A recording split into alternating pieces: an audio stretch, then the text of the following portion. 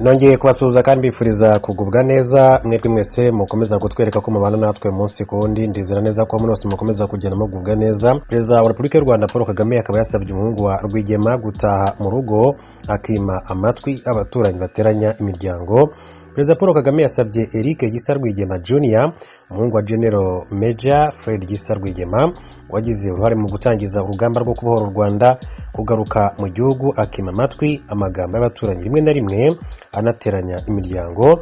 Ibi Perezida Paul Kagame yabigarutseho mu ijambo yavugiye mu bukwe bwa Teta Gisa Rwigema, umukobwa wa Fred Gisa Rwigema akaba na mushiki wa Eric Gisa Rwigema washakanye na Mavi Manzi, umuhungu wa Rui Kamanzi nyiri Radio Flash mu bukwe bwabereye i Kigali. Aba bana bombi rero Fred Rwigema akaba rero yabyaranye na Janet Rwigema bashakanye ku itariki ya 20 Kamena mwaka wa 1987.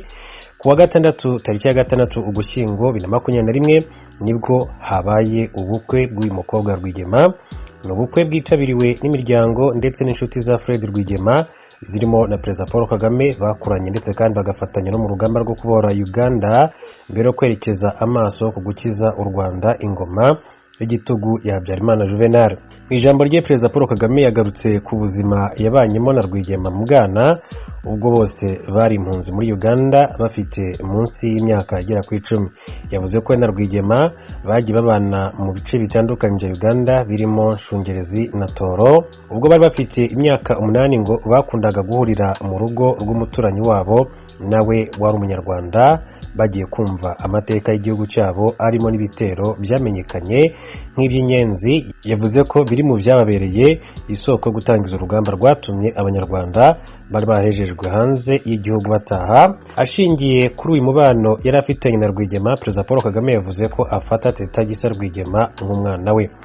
Ati Teta ni nk'umwana wacu, ati nk'uko dufite abandi akaba umwana wacu kubera ko ari umwana wa Gisa na Janet ndetse kandi akaba ari umwuzukuru wa Kimonyo n'umubyeyi wundi uri hano.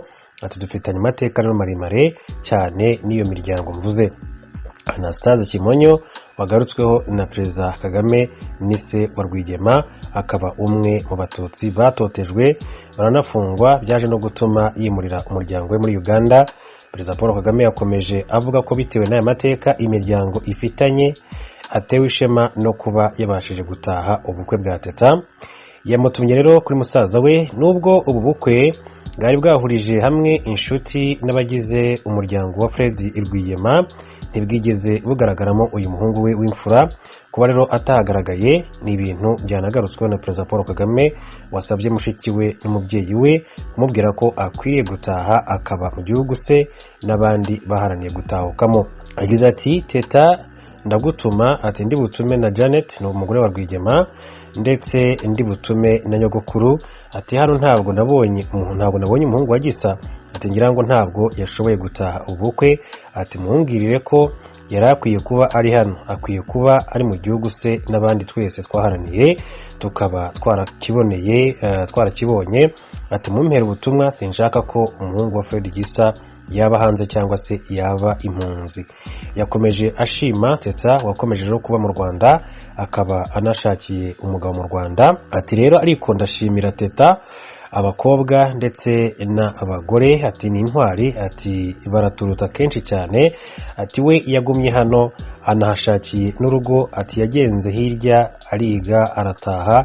Janet ntabwo rero ati nifuza ko umuhungu wa Gisa yaba hanze, ati keretse ariko yabihisemo hari impamvu runaka atareka akwiye kuba mu Rwanda cyangwa se akagira uburenganzira bwo kujya agenda akagaruka ntazashake ubuhungiro hanze.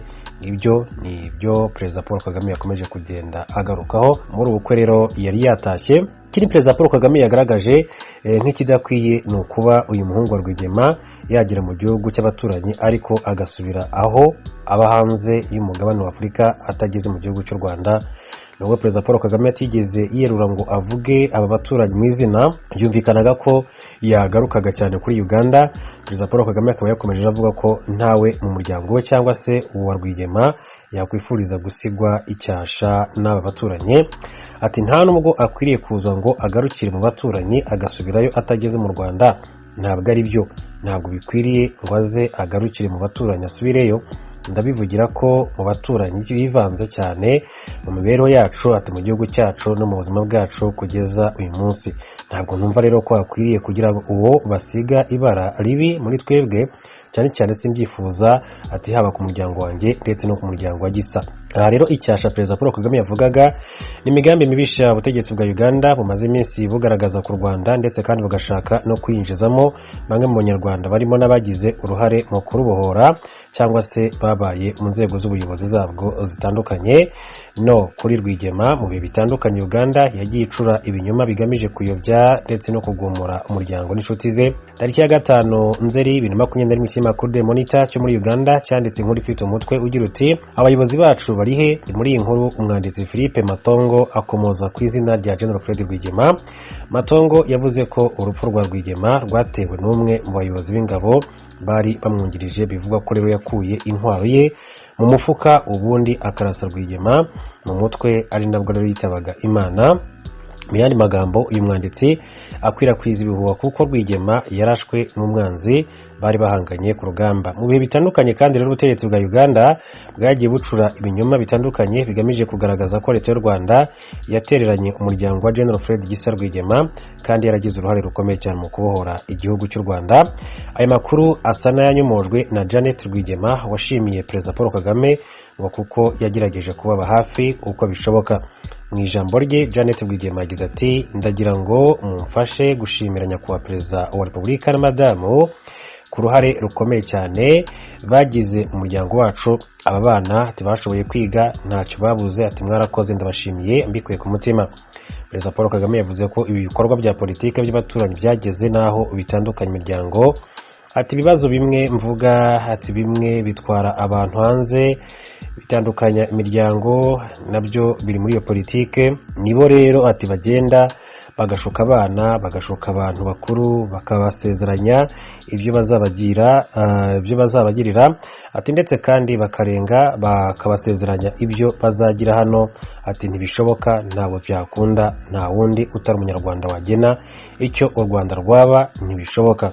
Perezida Paul Kagame yavuze ko yagiye agira igihe gihagije cyo kuganira na Eric Gisa Rwigema ndetse no kumuhanura, anamusezeranya ko ntacyo azamuburana, ariko bitambikamo amagambo y'aba baturanyi.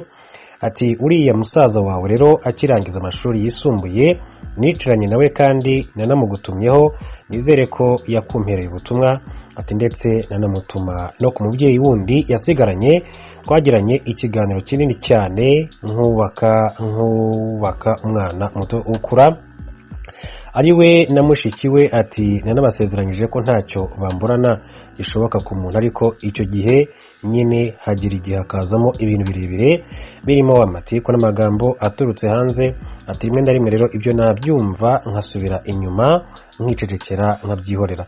Perezida Paul Kagame yavuze ko abantu bakwiye rero kwigira ku mateka y'ibyabaye mu gihugu, imiryango n'abandi bakirinda kuryana, ndetse asezeranya umukobwa wa Rwigema ko